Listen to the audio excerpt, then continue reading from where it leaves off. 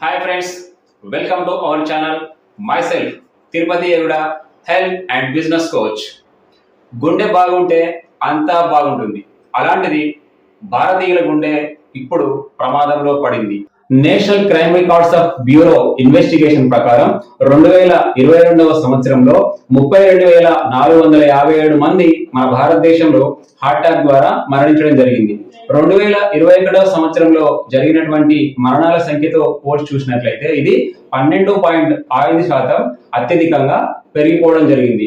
ఈ heart attack రావడానికి ముఖ్య కారణం కనుక గమనించినట్లయితే మనిషి బ్లడ్ లోపల అత్యధికంగా కొలెస్ట్రాల్ లెవెల్స్ పేరుకుపోవడం. మనిషి శరీరంలో విటమిన్ డి మరియు కొన్ని రకాల హార్మోన్స్ ని తయారు చేయడం కోసం కొలెస్ట్రాల్ అవసరం ఉంటుంది. ఇది రోజుకి 300 మిల్లీగ్రామ్స్ వరకు అవసరం ఉంటుంది. ఈ అవసరం ఉన్నటువంటి కొలెస్ట్రాల్ ని మన లివరే తయారు చేస్తుంది. అంటే మనం తీసుకునేటువంటి ఆహార పదార్థాల ద్వారా ఎలాంటి కొలెస్ట్రాల్ ని తీసుకోవాల్సినటువంటి అవసరం లేదన్నమాట.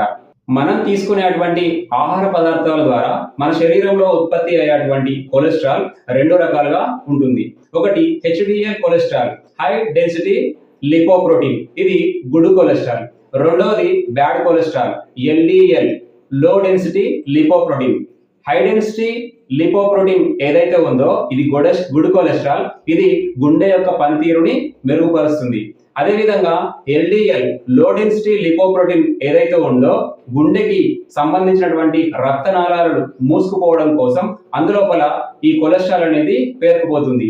ఆ గుండె రక్తనాళాలు మూసుకుపోవడం వల్ల గుండె ఆగిపోయి హార్ట్ అటాక్ వచ్చి మరణం సంభవించడం జరుగుతుంది. మనిషి బ్లడ్ లో అధిక కొలెస్ట్రాల్ పేరుకుపోవడానికి గల కారణాలను కనుక మనం అన్వేషించినట్లయితే unhealthy diet, smoking, due to age changes, lack of exercise, obesity, family history. So ఇలాంటి కారణాల వల్ల మన బ్లడ్ లో అత్యధికంగా కొలెస్ట్రాల్ పేరుకుపోవడానికి అవకాశం. అన్హెల్దీ డైట్ లో మనం చూసినట్లయితే మన శరీరానికి కావలసినటువంటి విటమిన్స్, మినరల్స్, రకరకాల పోషకాలు అందించేటువంటి ఆహారాన్ని తీసుకోకపోవడం, అదేవిధంగా మన శరీరంలో మన బ్లడ్ లో అత్యధికంగా కొలెస్ట్రాల్ లెవెల్స్ ని పెంచేటువంటి ఆహార పదార్థాలని తీసుకోవడం వల్ల కూడా కొలెస్ట్రాల్ లెవెల్స్ పెరిగిపోవడానికి అవకాశం ఉంటుంది. వృక్ష సంబంధమైన ఆహార పదార్థాలు తీసుకున్నప్పుడు మనకి ఎలాంటి ప్రమాదము లేదు. అంటే ఇవి ఎలాంటి కొలెస్ట్రాల్ ని మన బ్లడ్ లోపల ఉత్పత్తి చేయవు, అంటే ఎక్కువగా ఉత్పత్తి చేయవు. అదేవిధంగా జంతు సంబంధమైన ఆహార పదార్థాలు అంటే మాంసాహారాలు అన్నమాట. సో ఈ మాంసాహారాలు మన బ్లడ్ లో అత్యధికంగా బ్యాడ్ కొలెస్ట్రాల్ ని ఉత్పత్తి చేయడం జరుగుతుంది. కొన్ని రకాల వృక్ష సంబంధమైన ఆహార పదార్థాలు కూడా మన బ్లడ్ లో అధిక కొలెస్ట్రాల్ ని, బ్యాడ్ కొలెస్ట్రాల్ ని ఉత్పత్తి చేయడం జరుగుతుంది. వీటినే వైట్ పాయిజన్స్ అని పిలుస్తుంటాము. ఈ వైట్ పాయిజన్స్ లో ముఖ్యంగా white rice, sugar, salt, pasteurised milk, ఇలాంటి వైట్ పాయిజన్స్ తోని తయారు చేయబడినటువంటి ఉత్పత్తులు, ప్రాసెస్డ్ ఫుడ్, జంక్ ఫుడ్, ఇలాంటి ఉత్పత్తులు ఎవరైతే తీసుకుంటున్నారో అంటే ఐస్ క్రీమ్స్ కానీ, స్వీట్ హౌస్ లో ఉన్నటువంటి ఉత్పత్తులు కానీ, బేకరీ ఫుడ్స్ కానీ, ఇలాంటి ఫుడ్స్ ఎవరైతే తీసుకుంటున్నారో వాళ్ళ యొక్క బ్లడ్ లో అత్యధికంగా కొలెస్ట్రాల్ లెవెల్స్ పెరిగిపోవడానికి అవకాశం ఉంటుంది. నెక్స్ట్ మనకి స్మోకింగ్. ఎవరైతే పొగాకు ఉత్పత్తులని ఎక్కువగా ఉపయోగిస్తున్నారో, ఎవరైతే ఎక్కువగా స్మోకింగ్ చేస్తున్నారో సో వాళ్ళకి కూడా అత్యధికమైన కొలెస్ట్రాల్ లెవెల్స్ పెరిగిపోవడానికి అవకాశం ఉంటుంది. ఒబెసిటీ అంటే వయసుకు తగినంత బరువుగా లేకపోవడం, ఎత్తుకు తగినంత బరువు లేకపోవడం, అంటే ఎక్కువగా బరువు, ఎక్సెస్ బరువు అనేది ఉండడం. సో ఇలాంటి వాళ్ళకి కూడా అత్యధికంగా వాళ్ళ బ్లడ్ లో కొలెస్ట్రాల్ లెవెల్స్ పెరిగిపోవడానికి అవకాశం ఉంటుంది. ల్యాక్ ఆఫ్ ఎక్సర్సైజ్ అంటే మనము ప్రతిరోజు మన కొలెస్ట్రాల్ బర్న్ అయ్యే విధంగా ఏదైనా ఒక శారీరక శ్రమ అంటే జాగింగ్ కానీ, వాకింగ్ కానీ, అవుట్డోర్ గేమ్స్ కానీ, మెడిటేషన్ కానీ, యోగా కానీ, సో ఇలాంటి ఎవరైతే చేయడం లేదో సో వాళ్ళ బ్లడ్ లోపల కూడా అత్యధికంగా కొలెస్ట్రాల్ లెవెల్స్ పెరిగిపోవడానికి అవకాశం ఉంటుంది. అదేవిధంగా వయసు పైబడిన వాళ్ళకి అంటే డ్యూ టు ఏజ్ చేంజెస్, కాలానుగుణంగా వాళ్ళ శరీరంలో కలిగేటువంటి మార్పుల వల్ల కూడా అత్యధికంగా కొలెస్ట్రాల్ లెవెల్స్ పెరిగిపోవడానికి అవకాశం ఉంటుంది.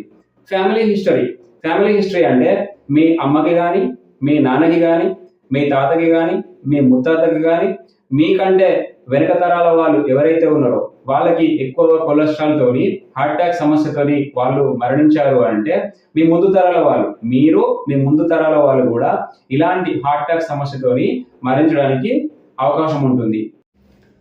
మరి మన శరీరంలో కొలెస్ట్రాల్ లెవెల్స్ పెరిగినప్పుడు మనకి ఎలాంటి వార్నింగ్ సైన్స్, ఎలాంటి రిస్క్ ఫ్యాక్టర్స్, ఎలాంటి సిమ్టమ్స్ మనకి కనిపిస్తుంటాయి ఇలాంటివి మనం చూసినట్లయితే మొట్టమొదటిగా లెఫ్ట్ సైడ్ చెస్ట్ పెయిన్, అంటే మన దవడ నొప్పి కానీ, మన ఛాతీ నొప్పి కానీ, మన ఛాతీ దగ్గర బర్నింగ్ అంటే మంట రావడం కానీ, మన చేతి ఎడమ చేయి నొప్పి రావడం కానీ, సో ఇలాంటి సిమ్టమ్స్ మనకి ముఖ్యంగా కనిపించేటువంటి అవకాశం ఉంటుంది.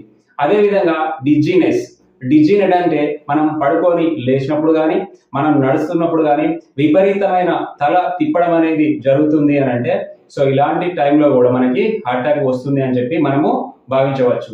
అదేవిధంగా చూసినట్లయితే మనకి కాళ్ళల్లో సరైన బలం లేకపోవడం, కాళ్ళు మన నడక సరిగా లేకపోవడం, నడక తొత్తురు రావడం, సో ఇలాంటిది జరిగినప్పుడు కూడా హార్ట్ అటాక్ వస్తుంది అని చెప్పి మనము భావించుకోవడానికి అవకాశం ఉంటుంది. అదేవిధంగా మన ప్రసంగం ఏదైతే ఉందో సరైన ప్రసంగం లేకపోవడం, అంటే మన మాట తడబడిపోవడం, తత్తురు పడిపోవడం, సో ఇలాంటి సందర్భంలో కూడా మనకి హార్ట్ అటాక్ వస్తుందని చెప్పి మనము భావించుకోవడానికి అవకాశం ఉంటుంది. అదేవిధంగా మనకి లోయర్ లెగ్స్ లో పెయిన్ రావడం, అంటే మన పిక్కల ప్రాంతంలో అత్యధికంగా పెయిన్ వస్తుంది, నొప్పి విపరీతంగా వస్తుంది అని అంటే సో ఇలాంటి లక్షణాలు కనిపించినప్పుడు కూడా మనము హార్ట్ అటాక్ వస్తుందని చెప్పి భావించుకోవడానికి అవకాశం ఉంది. సో ఫస్ట్ ఆఫ్ ఆల్ వచ్చేసి మనకి లెఫ్ట్ సైడ్ లో చెస్ట్ పెయిన్, మన దవడ దగ్గర నుంచి మన హార్ట్ బర్నింగ్, మన left side hand pain, so ఇలాంటి సందర్భంలో అదేవిధంగా బాగా తల తిప్పడం, కాళ్ళల్లో బలం లేకపోవడం, నడకలో మందగించిపోవడం, మాట తొత్తురు రావడం, బాగా తల తిప్పినట్టు అనిపించడం, సో ఇలాంటి లక్షణాలు మనం కనిపించినట్లయితే సరైన డయాగ్నోసిస్ కనుక చేయించుకున్నట్లయితే మన హార్ట్ అటాక్ వచ్చేది ముందే మనం కనిపెట్టుకోవడానికి అవకాశం ఉంటుంది. ఇలాంటి సందర్భంలో సరైనటువంటి బ్లడ్ ఇన్వెస్టిగేషన్ కనుక మనం చేయించుకున్నట్లయితే మన యొక్క కొలెస్ట్రాల్ లెవెల్స్ ఎంతవరకు ఉన్నాయి అని చెప్పి తెలుసుకోవాల్సినటువంటి అవకాశం ఉంటుంది. ముఖ్యంగా లిపిడ్ ప్రొఫైల్, ఈ లిపిడ్ ప్రొఫైల్ అనేటువంటి బ్లడ్ ఇన్వెస్టిగేషన్ పరగడుపున ఏమీ తినకముందే మనం చేయించుకున్నట్లయితే LDL cholesterol, low density lipoprotein, bad cholesterol ఏదైతే ఉందో అప్ టు 100 మిల్లీగ్రామ్స్ వరకు ఉంది అని అంటే ఇది సాధారణంగా ఉంది, ఎలాంటి ప్రమాదం లేదు అని చెప్పి మనము భావించవచ్చు.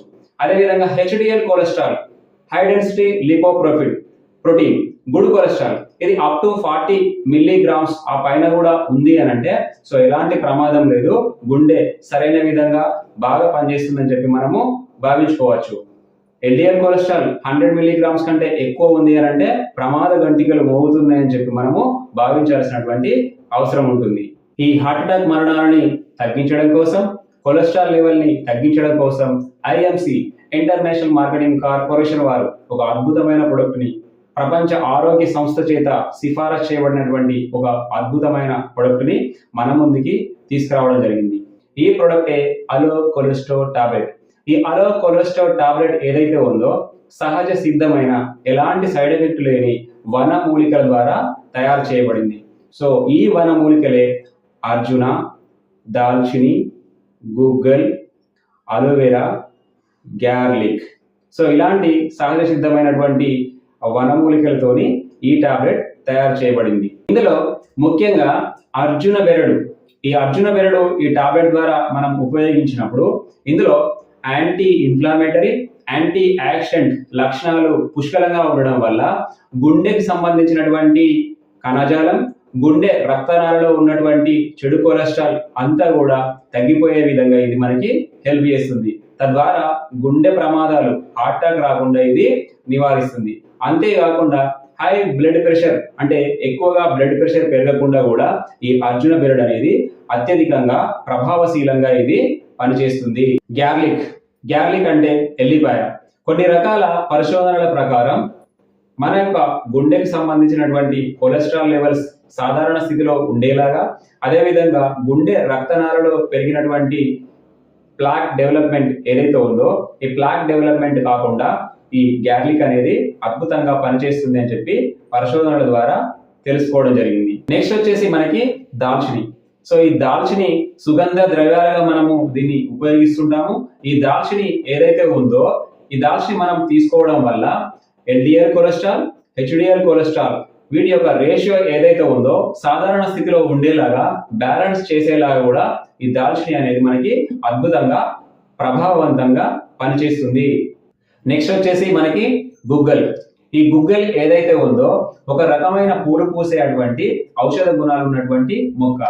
ఈ ఔషధ గుణాలు ఉన్నటువంటి ఈ గుగ్గల్ యొక్క గమ్ముని అంటే బంకని మనము సుగంధ ద్రవ్యం లాగా పూజా సమయంలో మంచి స్మెల్ కోసం కూడా దీన్ని ఉపయోగిస్తుంటాము. ఈ గుగ్గల్ని మనం తీసుకోవడం ద్వారా అధిక కొలెస్ట్రాల్ ని నివారించడంలో అత్యంత ప్రభావశీలంగా ఇది మనకి పనిచేస్తుంది. అదేవిధంగా గ్రేప్ సీడ్స్. సో ఈ గ్రేప్ సీడ్స్ మనం అలో కొలెస్ట్రాల్ టాబ్లెట్ ద్వారా మనము తీసుకోవడం వల్ల ఇది బ్యాడ్ కొలెస్ట్రాల్ అదేవిధంగా గుడ్ కొలెస్ట్రాల్ ఏదైతే ఉందో ఇది సాధారణ స్థితిలో ఉండేలాగా బ్యాలెన్సింగ్ అయ్యేలాగా దాని యొక్క రేషియో మంచి స్థితిలో ఉండేలాగా కూడా ఇది మనకి హెల్ప్ చేస్తుంది. నెక్స్ట్ వచ్చేసి మనకి అలోవెరా. సో అలోవెరాలో మనకి అత్యధికంగా యాంటీ యాక్షన్స్. ఈ యాంటీ యాక్షన్స్ అత్యధికంగా ఉండడం వల్ల గుండె యొక్క పనితీరుని మెరుగుపరచడంలో అక్కడ ఉన్నటువంటి బ్యాడ్ కొలెస్ట్రాల్ ని రిమూవ్ చేసే విధంగా రెడ్యూస్ అయ్యే విధంగా కూడా ఈ అలోవెరా అత్యంత ప్రభావశీలంగా కూడా మనకి పనిచేస్తుంది. సో ఓవరాల్ గా మనం చూసినట్లయితే ఐఎంసి ఇంటర్నేషనల్ మార్కెటింగ్ కార్పొరేషన్ వారు సమర్పిస్తున్నటువంటి అలో కొలెస్ట్రాల్ టాబ్లెట్ ఏదైతే ఉందో సహజ సిద్ధమైనటువంటి ఆయుర్వేదిక్ వనమూలికలతోని తయారు చేయబడింది. సో ఈ టాబ్లెట్ ని ఉదయం ఒకటి సాయంత్రం ఒకటి గోరువెచ్చని నీటితో కనుక మనము తీసుకున్నట్లయితే మన గుండె భద్రంగా ఉంటుంది, మనల్ని కాపాడే విధంగా ఇది మనకి పనిచేస్తుంది. ఈ వీడియో కనుక మీకు నచ్చినట్లయితే మీ ఫ్రెండ్స్ అండ్ ఫ్యామిలీ మెంబర్స్ కి షేర్ చేయండి. Thank you for watching. Good IMC.